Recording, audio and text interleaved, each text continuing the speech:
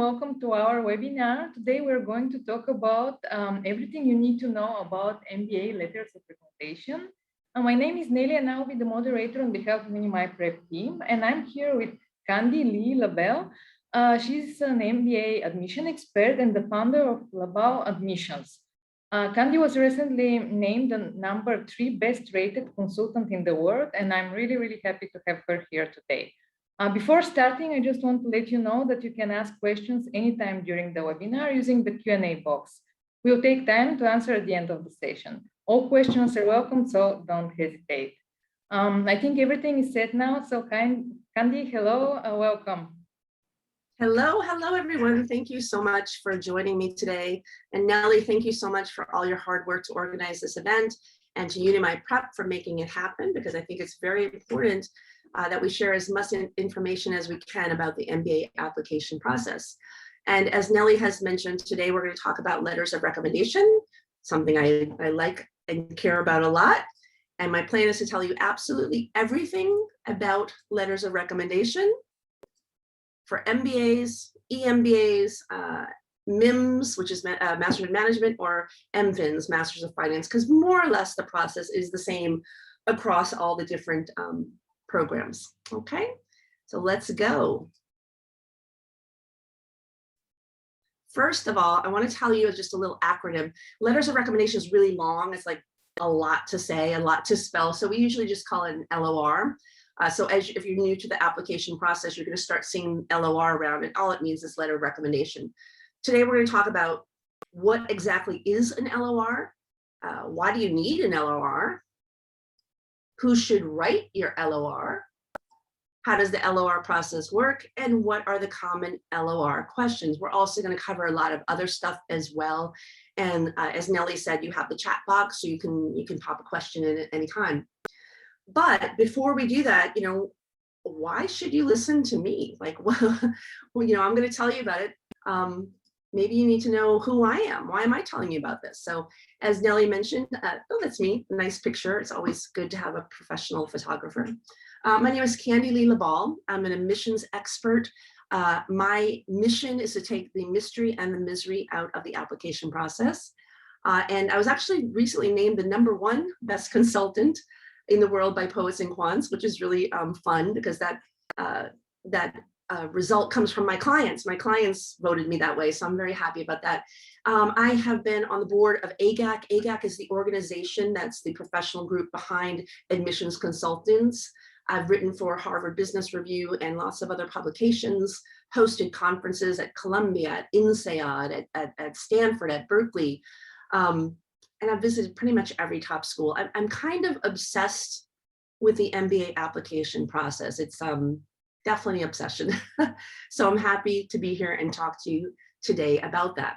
However, the most important thing to me in my entire, with my work and what I do, it's the best thing, is that I help people get admitted. In fact, over 600 of my applicants have been admitted since I started doing this work, to every school you can imagine, from Harvard, Stanford, Columbia, IMD, Oxford, INSEAD, anywhere there's an MBA program, I probably have a client who has studied there or is studying there. And I have one thing to ask you about that. Will you be next? Will you be the next MBA admitted person? I think yes, it's definitely possible, but you know what you have to do before you can get admitted to an MBA?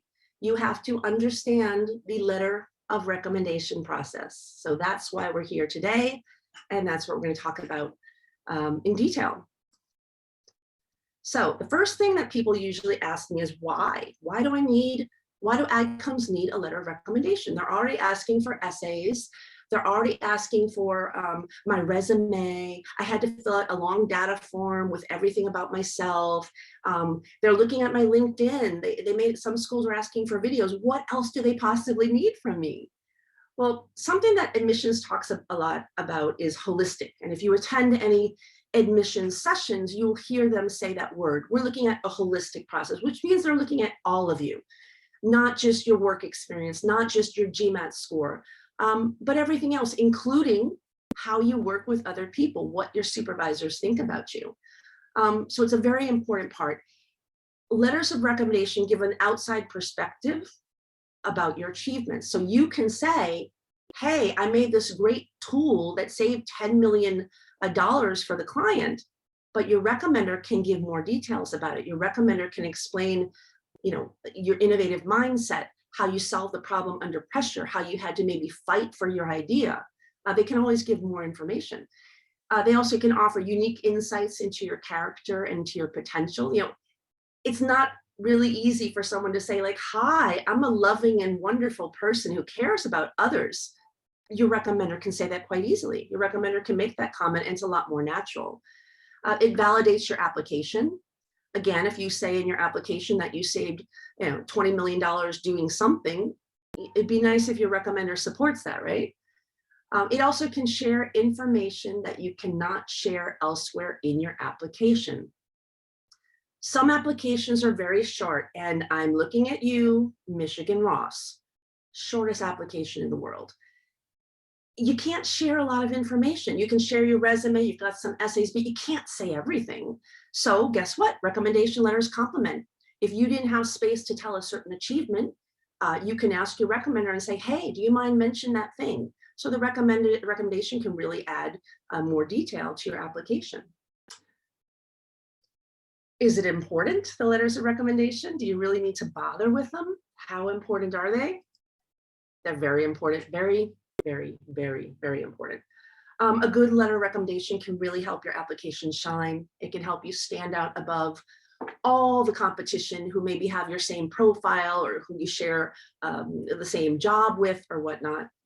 But a poor letter of recommendation, a bad one, can really hurt you. It can lead to a ding. I work with a lot of reapplicants, and if and when we can, we will often say, please let us see the letters. And sometimes I can see that was the problem. It's important. It's very important. So it's glad that you're here. Very good move. All right. Okay, so that's why. The reason why we need a letter of recommendation is because Adcom needs it. Next question is who? Who is the best recommender? And before we start talking about that, I want to give you a little quiz. Who do you think is better as a recommender, the CEO of your company or your line manager? Oh, what about an alumni of the B school or your line manager? The partner who has the MBA or your line manager? Okay, clearly I think I'm giving away the answer because nope, nope, and nope. The best recommender is the person who knows you best, and usually that's your line manager, the person directly above you. Okay, if you've worked with the CEO one-to-one on a deep, intense project and he really and truly knows you, could work. If your line manager happens to be an alumni of the B school you want to go to, fantastic, it's not going to hurt you. Partner, if you did indeed work directly with the partner, not with several degrees of separation, but you worked one-to-one, sure, why not? It has to be someone who knows you well. You don't have to believe me. You can look to see what the school says. Look what Harvard says. We don't give special consideration to recommendations written by Harvard alum. You don't need to have a Harvard alum to get accepted. That's Harvard saying that.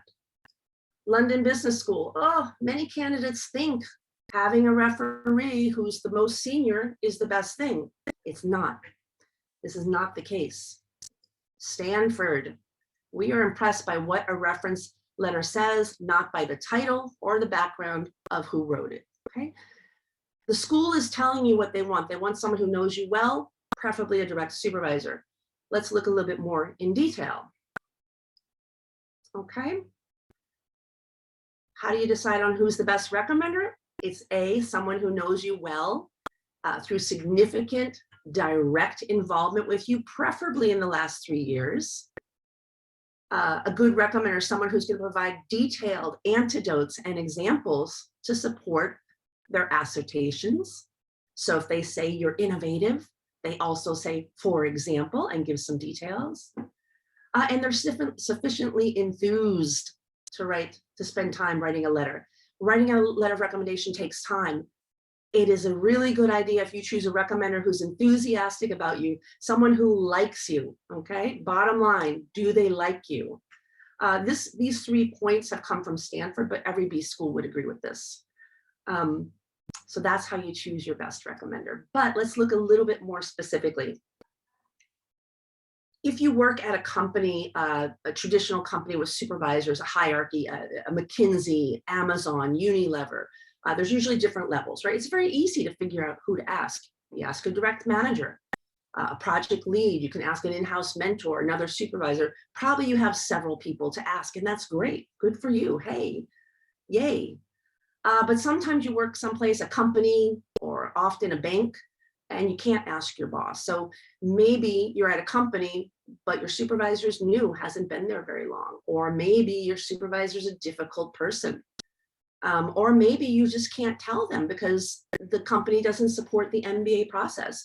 This is very common in banks and financial institutions. If you work in a bank or a financial institution and you say, hey, I'm going to leave in a year for an MBA, that could affect your bonus, your big fat bonus. That's a lot of money. You don't want to put that at jeopardy. So you need to think outside the box. Who can you ask? Indirect manager?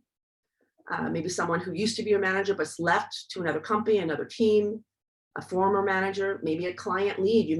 There's lots of cases where applicants work very closely with a client supervisor rather than their own supervisor. That's fine too. Maybe an external advisor. You just need to think, who knows me well? Who can answer these questions? If you're a founder of a startup, you're self-employed, you work for a family company, it becomes even more difficult. You can't ask yourself, you can't ask your mom who's running the company. So you, again, think about a former manager from another job, an internship, head of a different team, especially in family companies. Maybe you're working in the CEO's office, but there's a head of sales who's not part of the family. Ask that person. You could ask a client, a board member, an investor, a lawyer. There's so many options. You really need to think about it. If this is your situation, you can't ask a typical supervisor. This is what you need to do. You need to think outside the box. You need to choose someone who can answer the questions. Okay, we're going to look at the questions in a minute. You need to avoid academic. This is an MBA program. It's not a scholarly program. They don't want recommenders from an old professor. And avoid your immediate family and avoid anyone who doesn't know you well. If they don't know you well, they cannot do this. Preferably as someone from within the last 3 years, because you change a lot and we change quickly. If you don't choose a direct supervisor, you have to use the optional essay to explain why, okay? Most schools will have an optional essay where you can share anything like this. Some schools like Chicago Booth, for example, actually has a little box that says, who did you choose for your recommenders and why? You just explain to them, I can't choose my current supervisor because it would put my end of year bonus at jeopardy. Therefore, I have asked Maria, who knew me, and I've asked Bob because of whatever, right? So it's perfectly fine. You just have to be sure to explain it. Okay, we know why, we know who. Let's talk about the next thing. What? What is a letter of recommendation? Guess what? It is not a letter, which is so funny because it's called letter of recommendation, but it's not a letter. What is it? It's an online form. Okay, it's an online form that the school is going to send from the school to your recommender, and they're going to fill it out online. It has 4 parts. Okay, personal data about your recommender, name, where does he work, where does she work, how long she's known you, etc. It's going to have an assessment rating. Okay, this is usually a grid of some sort of leadership traits like teamwork, collaboration, emotional intelligence, integrity, and they rate you on a category from 0 to something. The letter of recommendation will have online questions that are inside the form in a box. They have to paste the answer, usually have very strict character and space limitations. What did I do? There we go. And 4, there's going to be letter of recommendation questions. Let's take a look, okay? I'm going to take you inside of a letter of recommendation document. All right.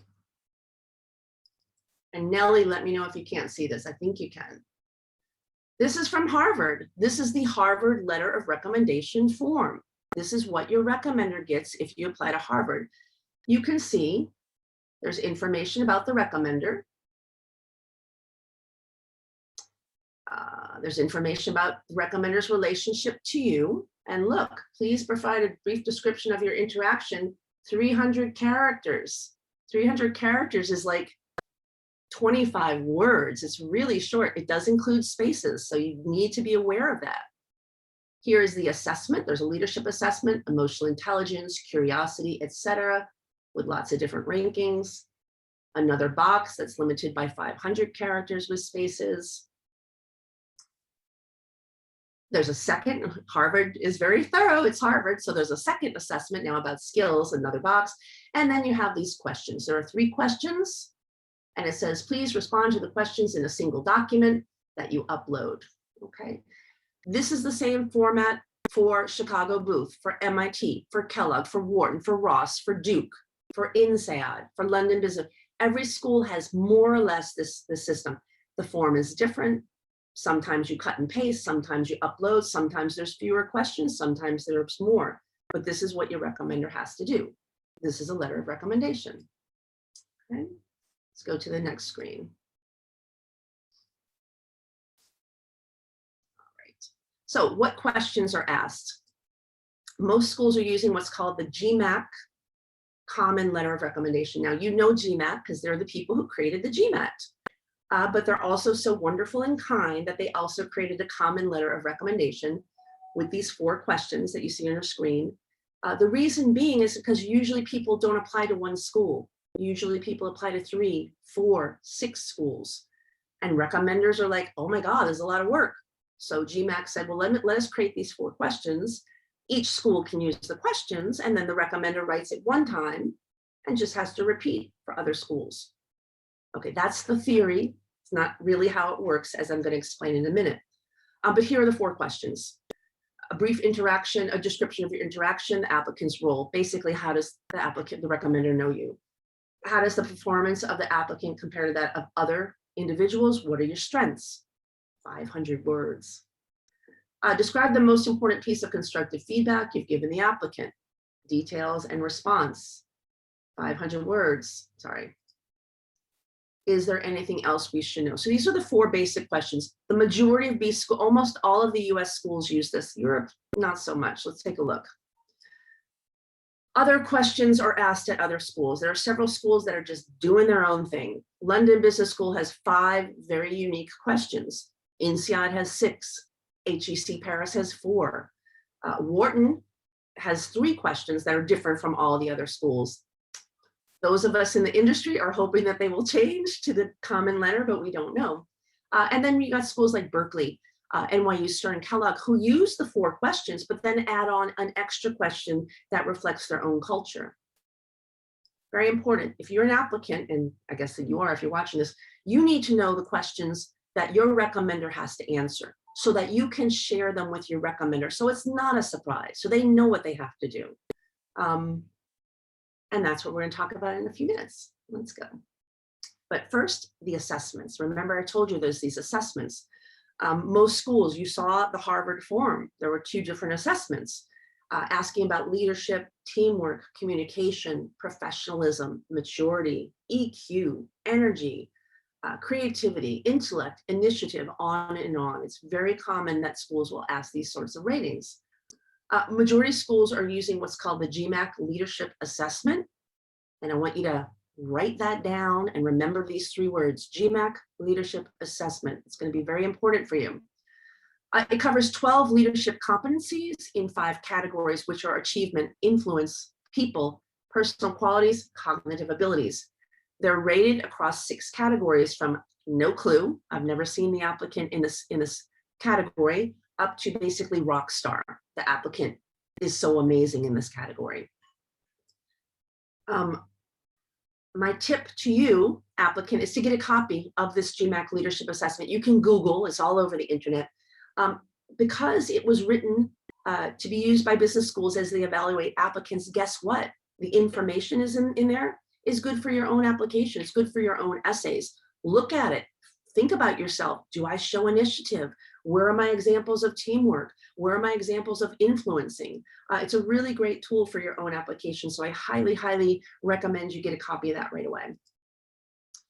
I guess you're getting the hint. It's a lot of work for recommenders. Imagine most schools are asking for 2. That's common. A couple of schools, MIT, Columbia only ask for 1. London Business School, only 1 letter. Great. 1 letter or 2 letter, they have 2 to 6 questions each. So if you apply to 1 school, no problem. That's 1 letter of recommendation, 2 to 6 questions. If you're applying to 6 schools, your recommender has to write 6 letters of recommendation. Sorry, I'm not sure what I did there. Answering 12 to 36 questions. Now, they should write about 1,000 words per letter. So it's a lot of work. I mean, it's a big amount of work you're asking your recommenders to do. It's true, the GMAC letter of recommendation has made it easier. You can cut and paste a lot of information, but not all schools use the GMAC letter of recommendation. Plus, the schools that do use it are modifying it. They modify the word count. 1 school wants 300 words. 1 school says up to 500. 1 school wants 300 characters. The other school wants 50 words. You can't just cut and paste. It's not that simple. So what you need to do as an applicant is you need to understand the process. You need to know all of this so that you can help your recommender. Okay. So, or what you can do is manage. We say manage your recommender. All right. So we talked about why you need letters. Who do you need to ask? What are the letters? Now let's talk about how. How does the process work? It's basically 6 steps. You figure out who to ask. That's obvious. Number 1. 2, you ask them. Their deadline is your deadline. If the deadline is, especially round 2, the deadlines are the first week of January, January 3, January 4. If your recommender is skiing in the Pyrenees, you better get that recommendation a lot sooner than December, right? So you need to know that. In your data form, under recommenders, the data form is your online application. So when you apply to London Business School, you get a form. In there, you're going to find a section that says recommenders. Well, I think London calls it referee, and you enter their information, right? If you're applying to a US school, you're going to get a question that says, do you waive your right to see this letter or not? And then everyone freaks out, and all my applicants call me and say, what do I do? Well, this is what it's referring to. I copied this from Columbia, okay? It's a 1974 US law. You know, the US has got lots of laws about everything. That says if you enroll in the program, you have the right to see your own documents, the documents related to you, including the letter. You can waive it, you cannot waive it. Look what it says, your decision to waive or not to waive your right of access will have no bearing on the handling of your application. They don't care. Admissions doesn't care. I say this because I'm constantly hearing people saying, oh, you should always waive. If you don't waive, admissions will be suspicious. Admissions doesn't have time to be suspicious. This is the last thing they're going to do. However, you do need to let your recommender know which one you're doing. And honestly, I say go with the masses. Everyone's waiving, just waive, okay? Don't worry about it. Waive and call it a day. All right, you waive, you hit submit, your recommender gets an email with a link to the form. I already showed you the Harvard form, okay? So you remember what that looks like. They fill it out, they write the letter, all done. Easy peasy, right? Well, I have a few tricks to improve the process for you. All right.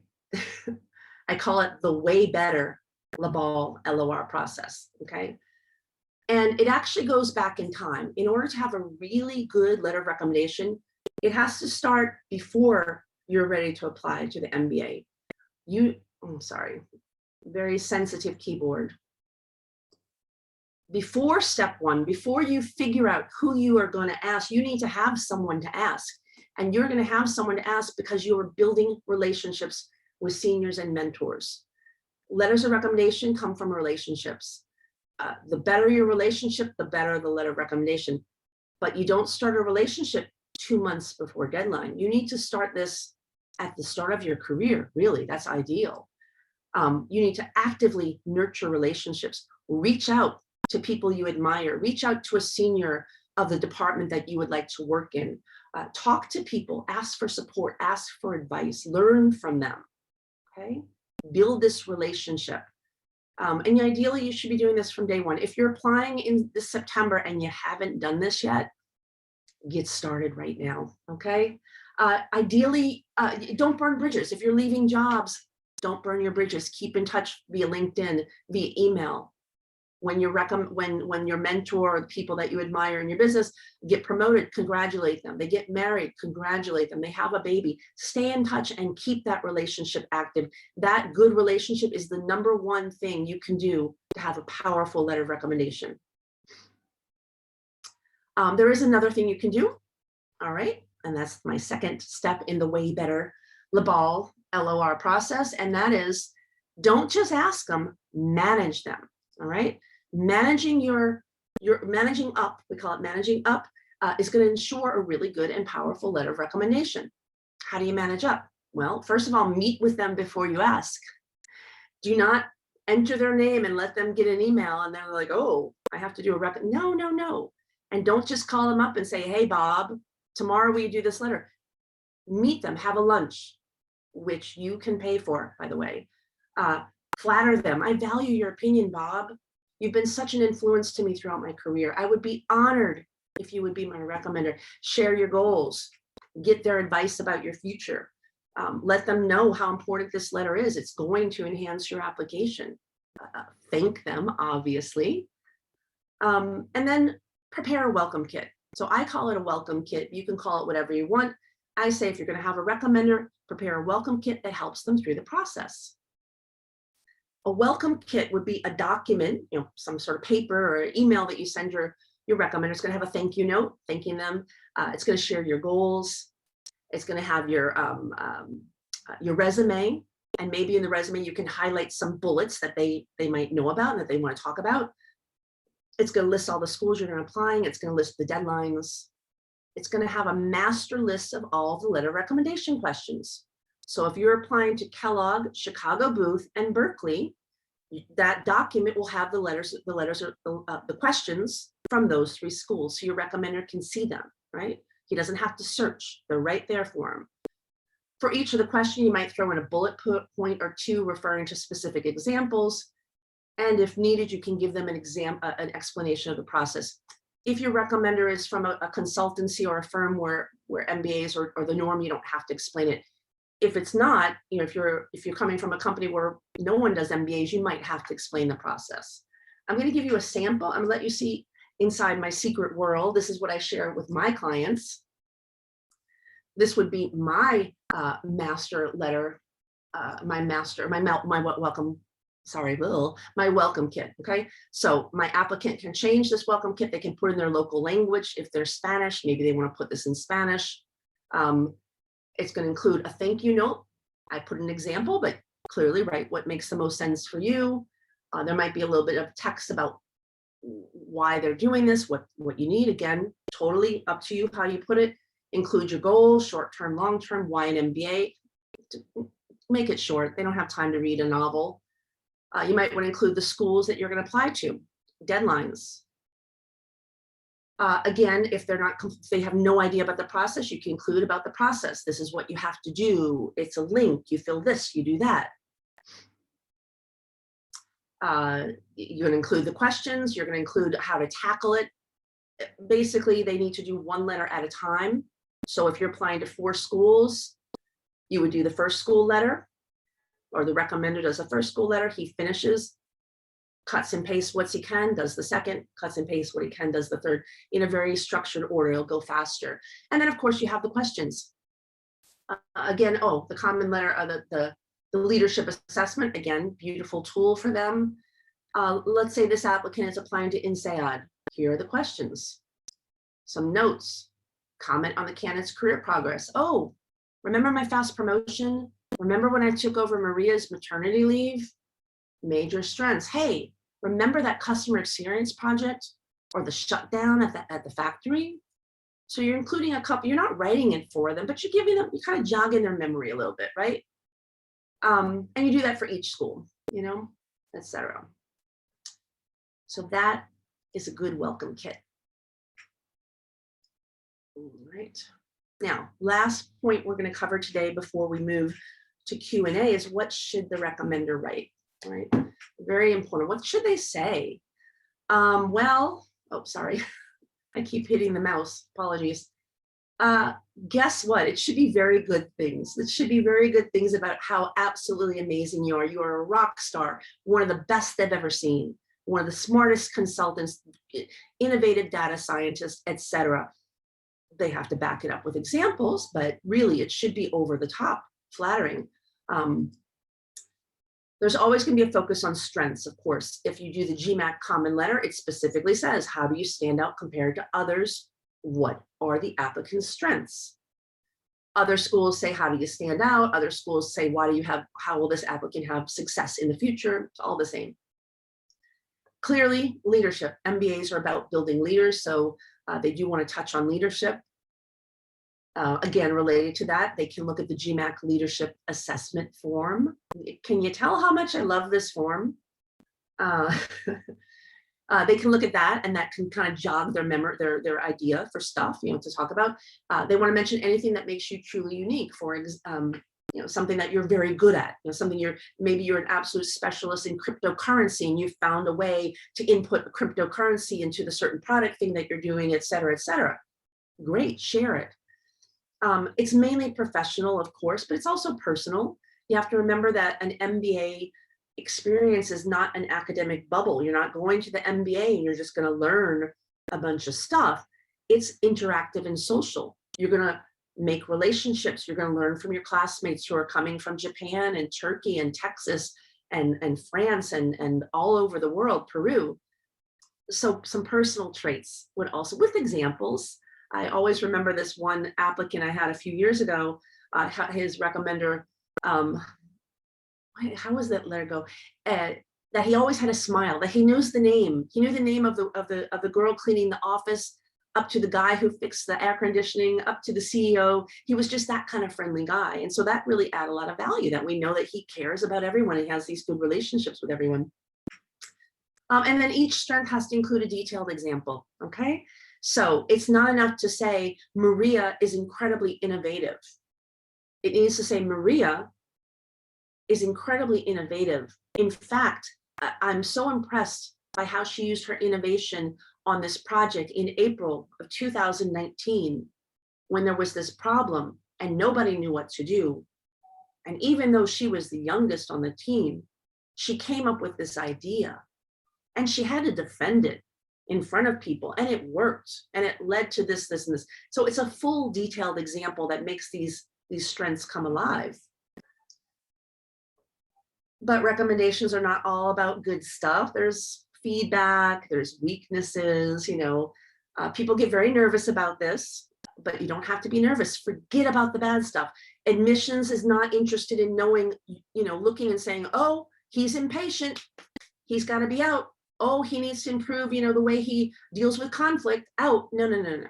They don't care so much about what the bad thing is. They care about how are you dealing with it. They're looking for a growth mindset. They're looking for the ability to learn. They're looking for self-awareness, self-reflection, humility. Imagine the MBA classroom. Imagine a case study. You got 40 people and you're discussing this case that maybe you've never heard anything about before. You have to be willing to share your opinion, even though you might be wrong. And if you're wrong, you have to be okay with that. You have to attend sessions where you're going to self-reflect on your leadership, and you have to be willing to say, oh, let me work on this. So if you can't grow, if you can't learn, you can't succeed in an MBA. It's not possible. This is what they're looking for. Of course, there's the feedback question, which comes from GMAC. Please tell us a time you gave the applicant critical feedback, and how did the applicant respond? It's an example of when you, the applicant, learned, grew, developed because of some feedback, okay? It should be a higher level issue. It's not so interesting if he says, oh, the feedback I told him was to use Times New Roman font instead of Calibri. Really? No, who cares? Nobody. Tell me you gave him feedback about leading, about delegating, about influencing, about standing up, about taking initiative, about going outside. Tell me you took the advice was something that helped him grow, right? The feedback section has two parts. There's the feedback, of course, but it's very important what the applicant did in response. It's not enough to say, I gave the applicant feedback about A, B, and C. The recommender also has to say, in response, the applicant did X, Y, Z and grew And several months later, I could see this amazing person, right? Sometimes schools, as I told you, not everyone uses GMAC. Sometimes it's a direct weakness question. Please give a description, tell us what the weaknesses are, areas of improvement. It should be something natural. You know, everyone who's applying to an MBA is, you know, what, 24, 25, maybe 29 years old. You have weaknesses. It is normal for the age and the stage of your career. And that's okay. Share them. What are they? A lot of big firms use evaluations, you know, month or quarterly evaluations. What's in there? What's the feedback or the weakness that was mentioned? Again, growth areas are very important, especially areas the applicant is working on, especially things that are the applicant's comfort zone. Here are some examples. Feedback or weakness around any area of leadership, any area of delegation, managing up. You know, what do you do when you are working in a company that has an inefficient hierarchy and supervisors who are not functioning? You still need to perform your job. How do you deal with that? Dealing with ambiguity. This is very, very common for engineers. Engineers often learn how to look at numbers and they want to see the connections. And so they don't often deal well when they don't have all the details, when something's ambiguous.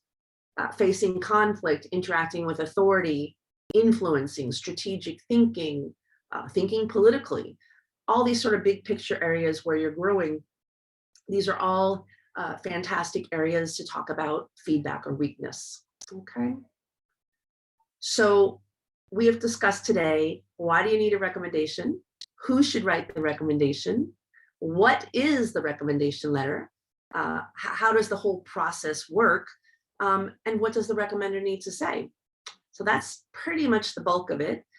We will open the floor now to any sort of questions you might have. I'm happy to answer anything that you have. So Nellie, let me know if you got some questions there.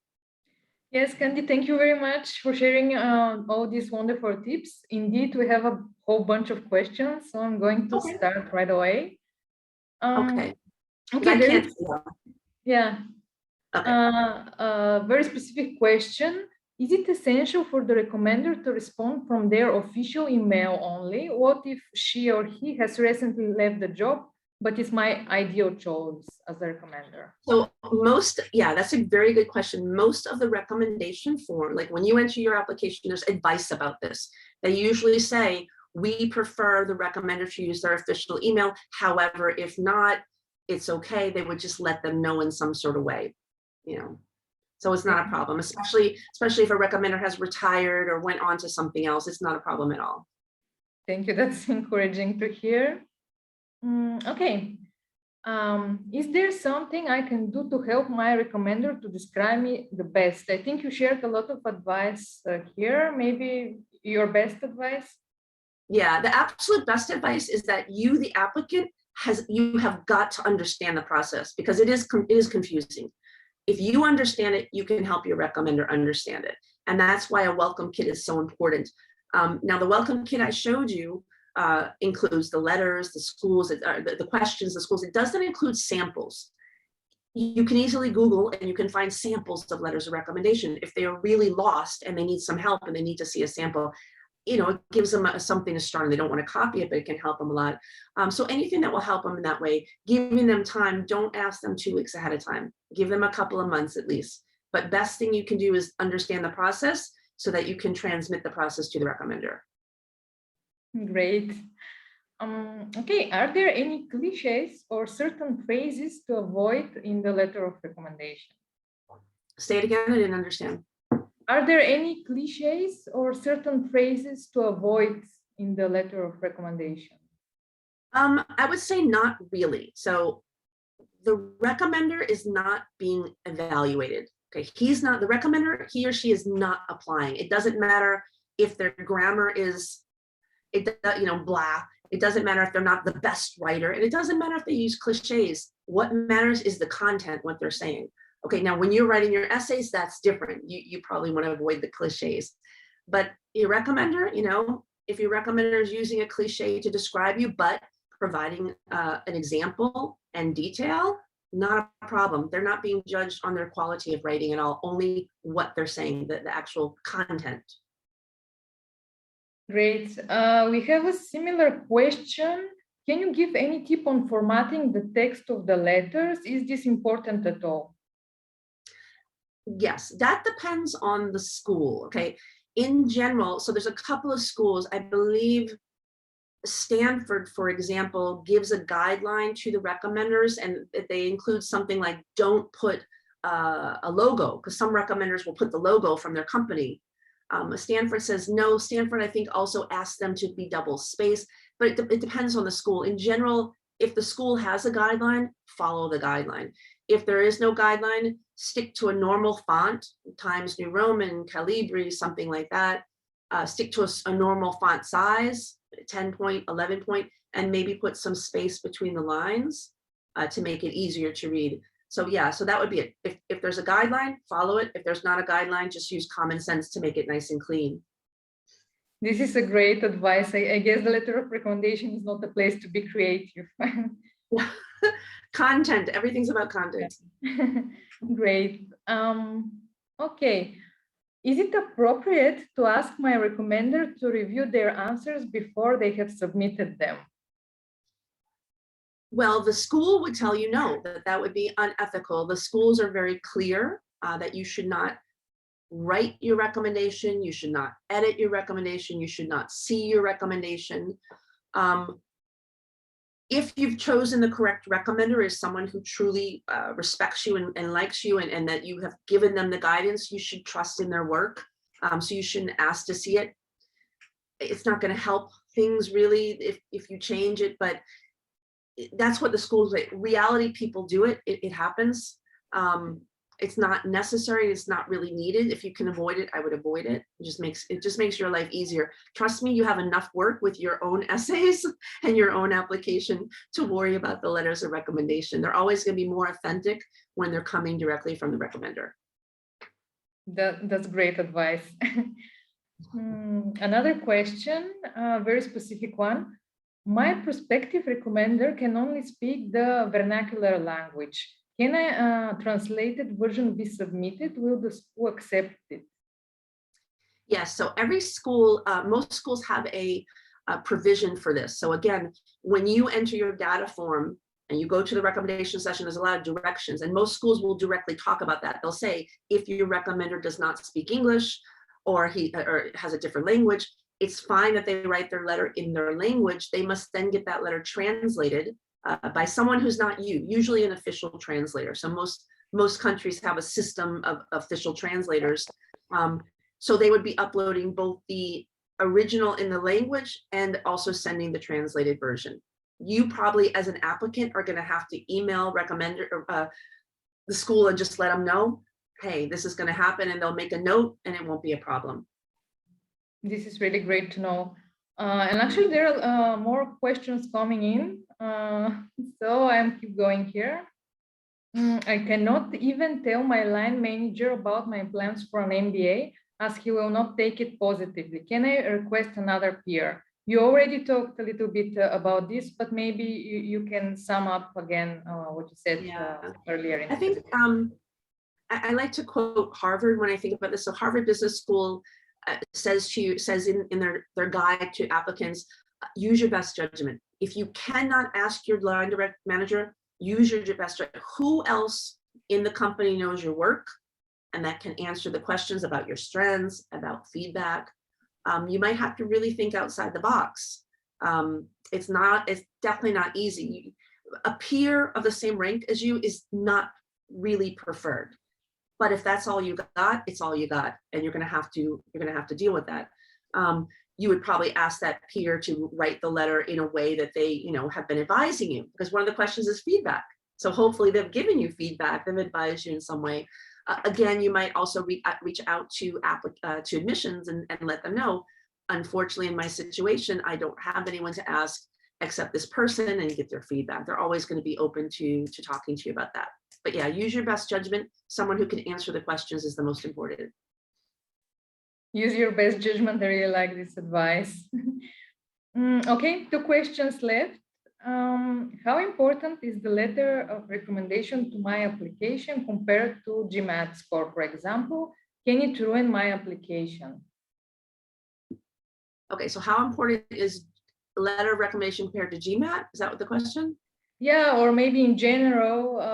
Oh, in general. Can So it again, incorporate an application? yeah, again, we get to the thing, so admissions, I don't care who you ask, what university, from Tuck to MIT to London, they always say holistic, holistic, holistic. You will hear that word 1,000 times.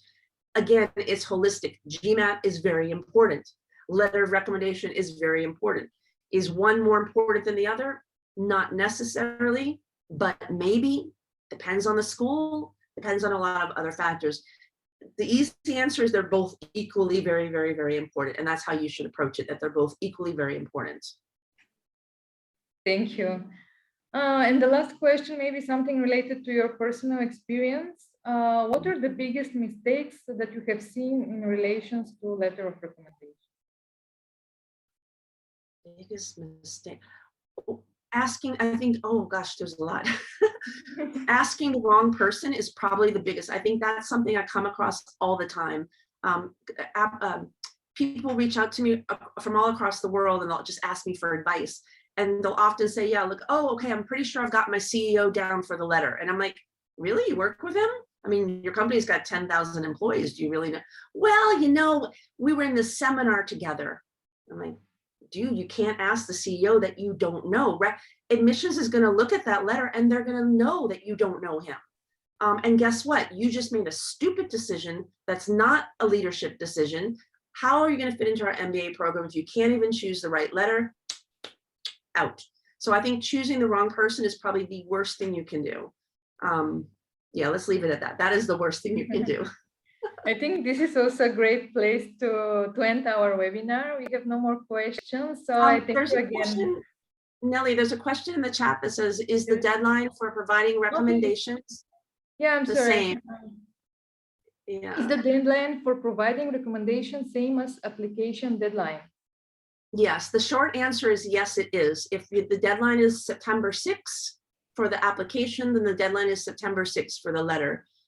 Again, keep in mind these January deadlines, January 3, January 4, your recommenders enjoying Christmas with their family. Make sure you get that recommendation early enough to make that deadline. Now, that's the official. There are schools, a couple of them, if the letter doesn't arrive on time, they'll send you a gentle reminder. They're not going to just ding you. But it's better to just say, yes, they're all the same. The deadline is the deadline for you and for them. Thank you, Candy. Now, last check. I don't see any more questions. Okay. Yeah, thank you These very guys much. ask great questions. These are really good questions. Thank you. This is an interesting topic that I think not many consultants talk about. So thank you for choosing this topic and sharing your experience with us today. Thank you, Nelly. Thank you, and thank UniPrep for all, UniMyPrep for all the great work they do.